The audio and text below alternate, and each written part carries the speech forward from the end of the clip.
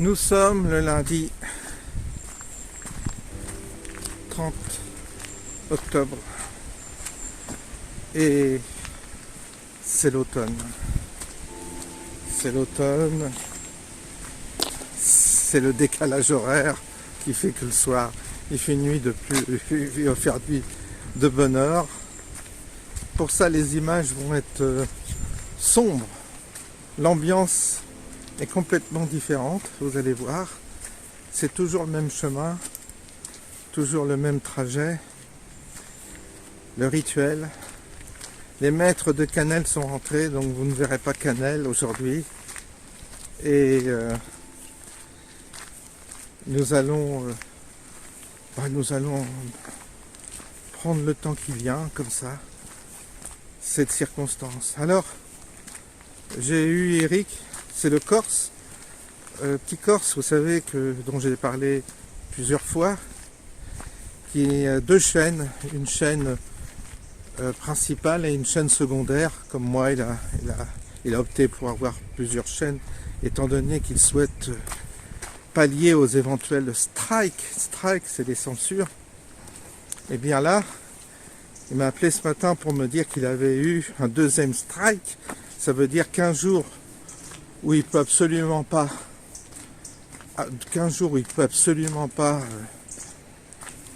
publier une vidéo. Donc il est obligé de se rabattre sur la deuxième. Je vous mettrai le lien de sa deuxième chaîne en description. Et puis maintenant, c'est la menace de la suppression de chaîne, parce que quand vous avez un deuxième avertissement, eh bien, vous voyez, c'est humide par terre, dis donc.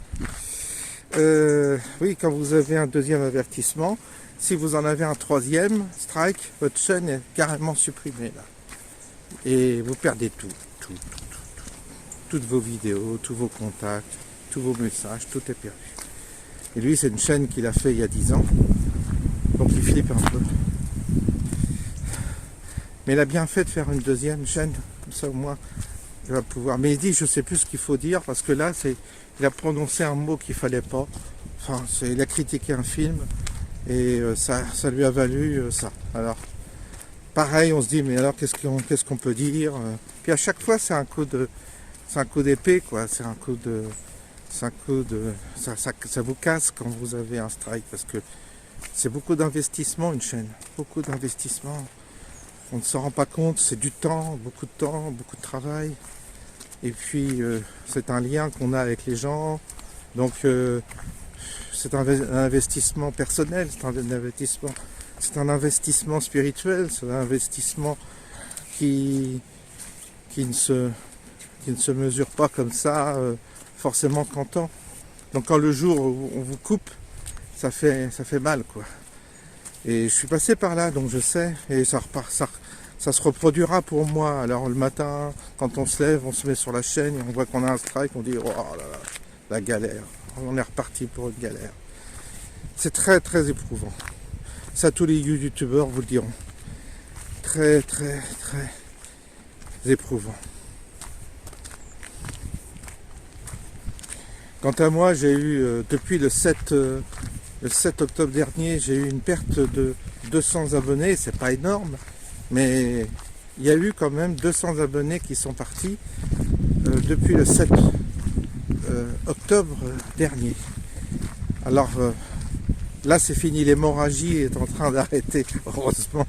Mais c'est pas que je dois avoir des milliers d'abonnés, mais quand vous avez des gens qui vous suivent et puis qui vous quittent à propos de simplement parce que vous avez de l'empathie pour des gens qui souffrent, je trouve ça très décevant. Après, vous pouvez toujours dire que il y a des bons et des mauvais morts, qu'il y a des bonnes et des mauvaises victimes. J'estime que c'est pas comme ça qu'on doit juger, et c'est pas comme ça qu'on avancera spirituellement quand on a un état d'esprit sélectif quant à la qualité des souffrances. Je n'aime pas cette comptabilité de la souffrance.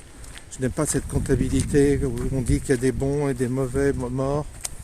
À partir du moment où des humains, des femmes et des hommes souffrent, bien entendu que ça c'est normal d'être impacté, d'être touché. Mais certains ont un tel fond en eux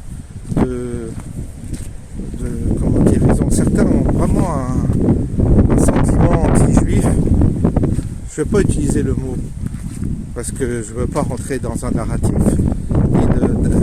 ni rentrer dans. J'aime pas les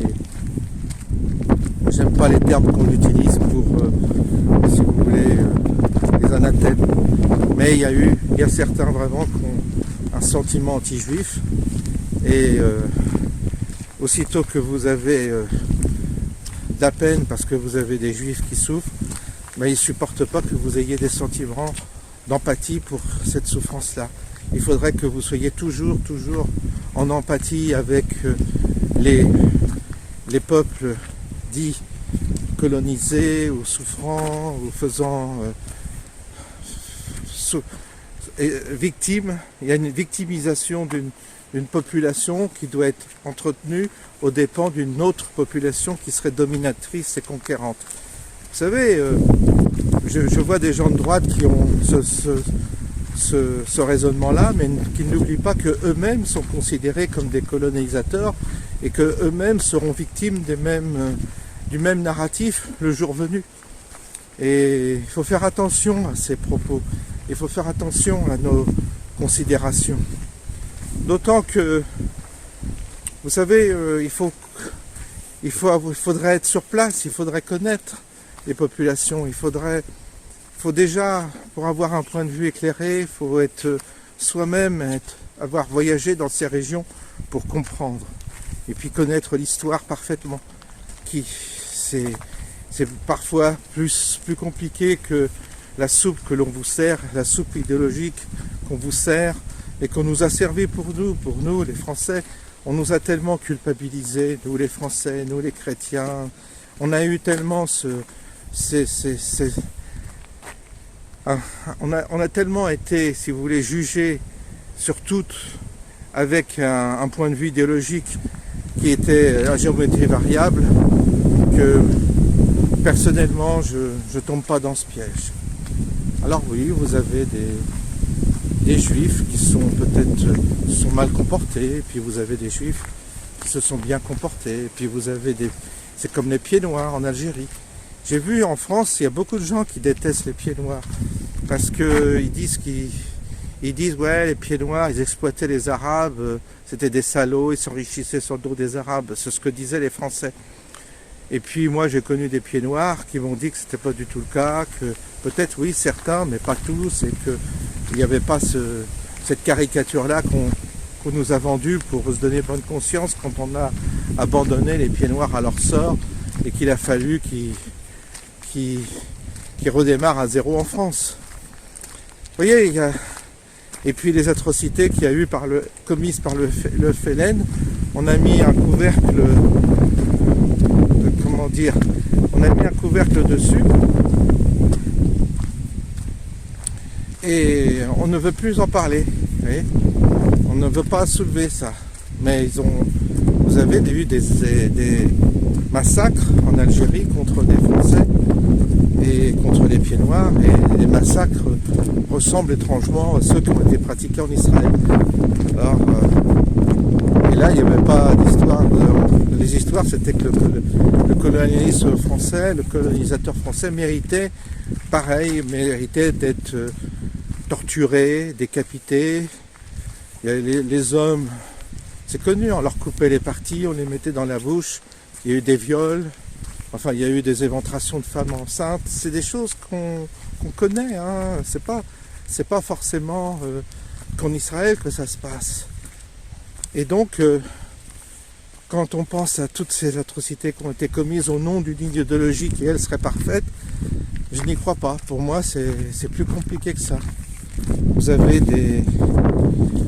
des postures victimaires qui sont fatigantes à la fin. Parce qu'elles sont toujours là. Chez nous, ce sera pareil, vous verrez, en France. Il y aura les mêmes discours. Alors j'aimerais, moi, entendre ceux aujourd'hui qui n'ont aucune empathie pour ce qu'ont subi les Israéliens.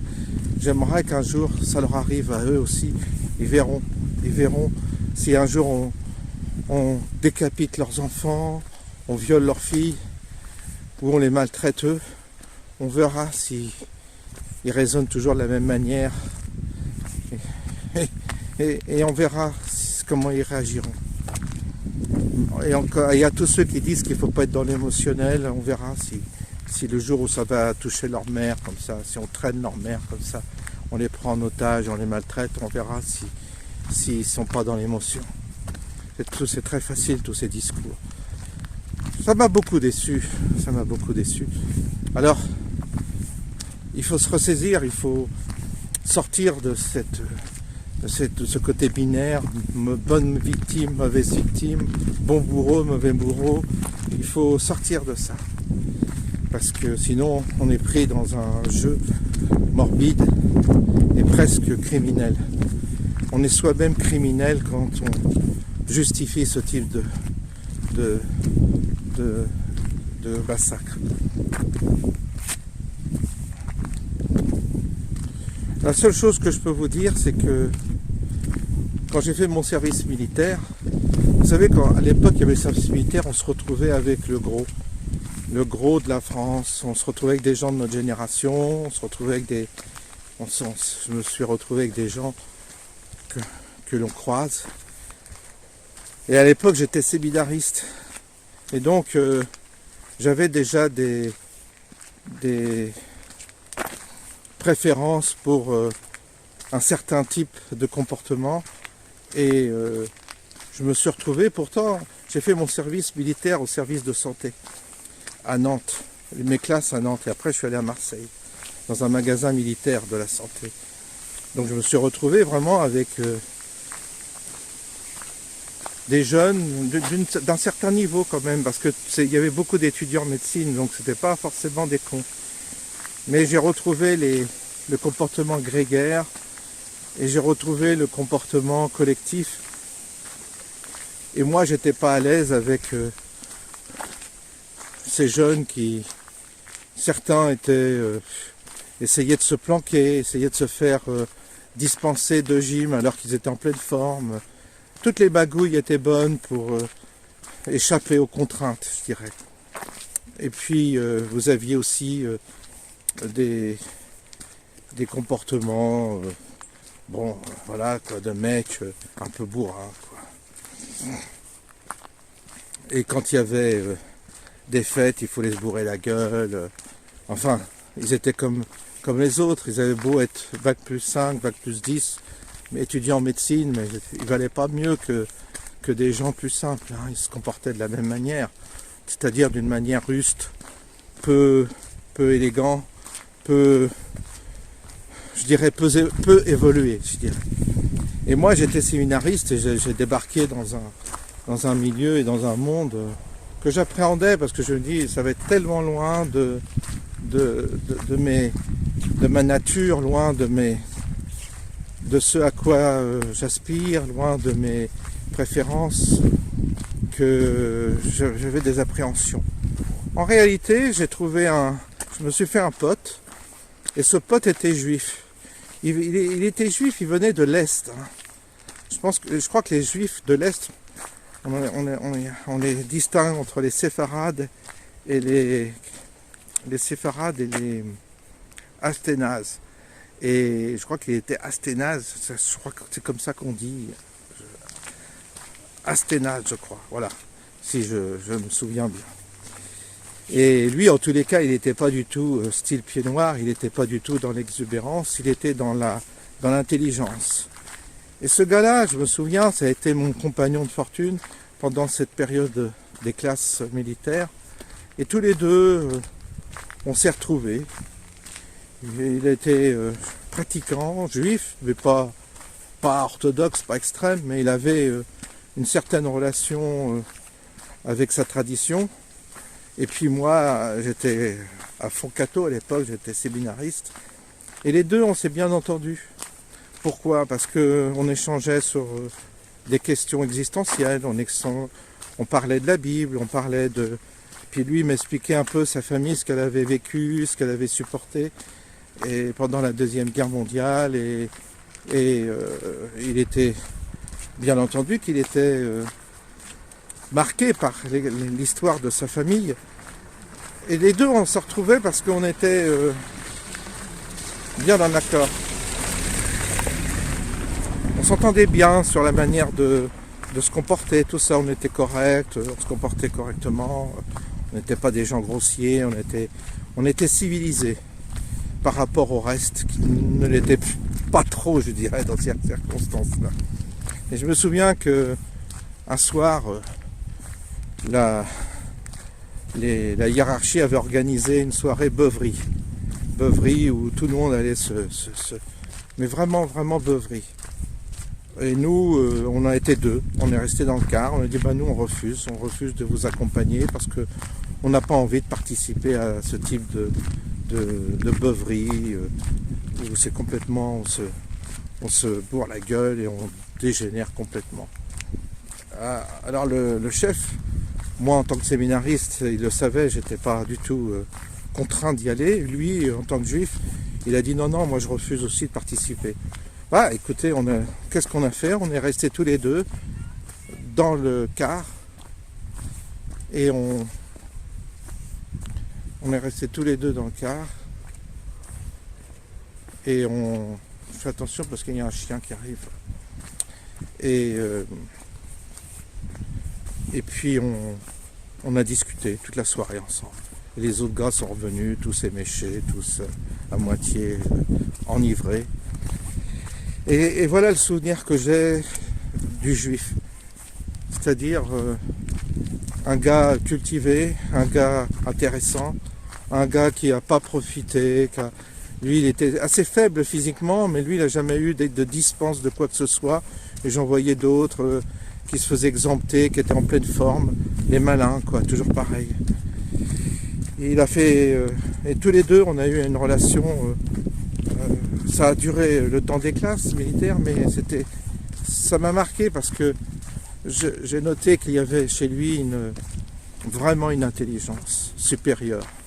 Quand De Gaulle dit c'est un peuple d'élite, oui, je l'ai toujours constaté qu'il y avait chez les Juifs, par leur éducation, par leur culture, parce qu'ils se transmettent très jeunes, il y a déjà une forme de distinction. Et j'ai toujours été, moi, en tous les cas, on m'a toujours respecté quand, par rapport à mon choix qui était à l'époque de devenir prêtre, j'étais respecté en tous les cas. Et ça allait plus loin puisque après ça aboutissait bien entendu à des échanges qui étaient très, très intéressants pour moi à l'époque, qui était jeune. Et j'avais très peu d'interlocuteurs avec moi, avec qui je pouvais discuter. Les autres, ils étaient dans un autre registre. Donc tout ça a marqué ma vie et donc c'est pour ça que je ne fais pas de raccourcis à la va-vite comme certains le font et je ne globalise pas en tous les cas par rapport à la question juive justement. Il y a des juifs effectivement, la diaspora juive en France qui a été très gauchiste et qui a cherché à détruire notre civilisation en jouant énormément contre nos traditions et aussi pour une émigration musulmane. Mais vous voyez, aujourd'hui, ils sont coincés parce que toute cette diaspora juive de gauche qui a participé à la décrépitude de notre société, et bien, elle paye aujourd'hui le prix parce que ces gens qu'elles ont fait rentrer bien sont antisémites. Alors, je dirais que c'est bien fait pour eux parce qu'ils sont en train de payer la monnaie de leur pièce étant donné que c'est en train de leur revenir là en ce moment. Et les migrants et tout, c'est tous des antisémites. Bonsoir. Donc je vois bien que il y a un retour de bâton chez certains.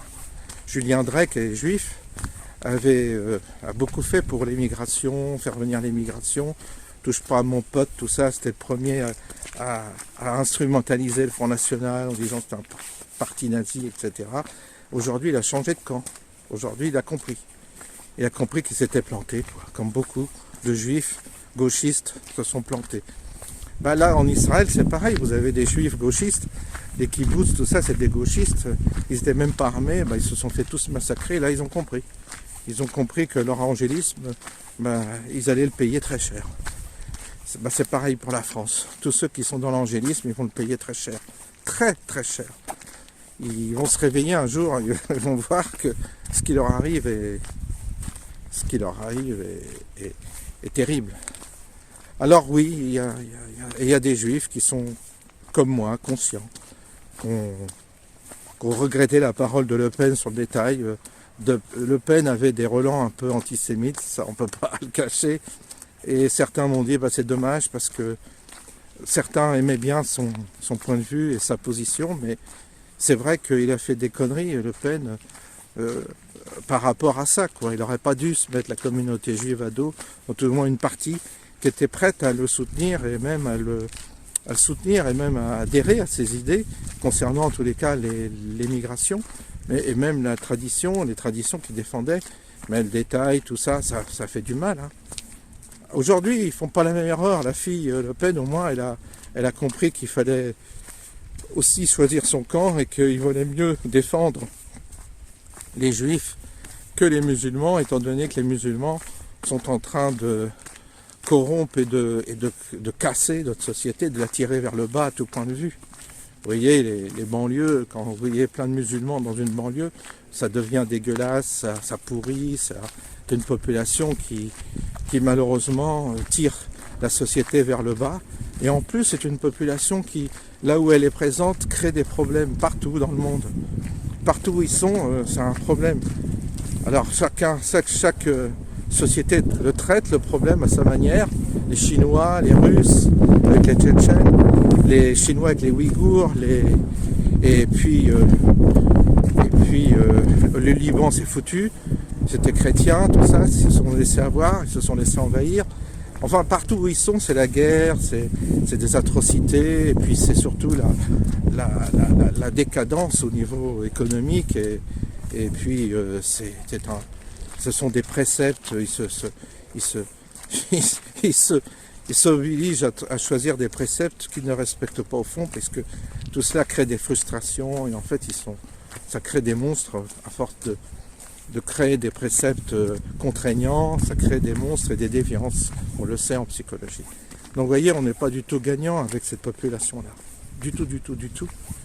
Et la fausse ouverture et la fausse générosité des gens nous conduit au chaos. Donc il est temps de se ressaisir, il est temps de dire bah non. Alors il y a des musulmans qui sont tout à fait d'accord avec moi, des arabes qui sont tout à fait d'accord avec moi, qui eux souffrent, des arabes homosexuels qui ont rejeté l'islam et qui eux veulent au contraire adhérer à notre mode de vie, mais ils supportent mal notre lâcheté à nous occidentaux. Mais eux, ils n'ont pas de scrupule à rejeter une partie de l'islam qui, elle, est conquérante et puis qui consiste à nous figer dans une forme d'attitude complètement régressive, quoi. Alors là-dessus, c'est un peu comme ça qu'on avance et on se distingue. Alors je sais que vous ne serez pas d'accord avec moi, je sais que vous aurez d'autres points de vue, je sais que vous ferez appel à des références historiques qui vous diront que c'est le contraire. Mais moi, c'est mon point de vue que j'exprime d'une manière peut-être maladroite, mais j'en suis arrivé à cette conclusion, si vous voulez, aujourd'hui. Et j'ai pas du tout envie de nuire aux musulmans, j'ai pas envie de leur nuire, ni de les stigmatiser, comme on dit, etc. Mais j'ai des musulmans, enfin d'anciens musulmans ou des arabes, qui pensent comme moi. J'en ai autour de moi qui disent qu'effectivement, qui nous mettent en garde même, qui nous disent si vous ne faites pas attention, nous on est là en France pour justement nous protéger de cet islamisme conquérant et pour vivre leur propre liberté, vivre leur manière.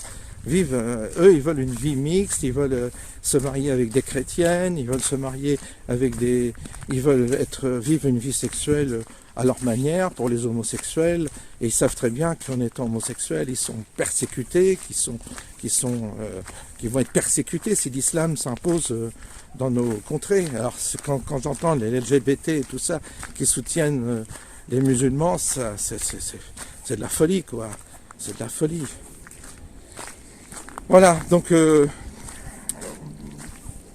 sans doute que ça sera pas bien compris mes propos, mais je suis obligé d'enfoncer le clou et de dire où j'en suis moi personnellement par rapport à la question, parce que il va y avoir des événements qui vont malheureusement complètement confirmer ce que je pense.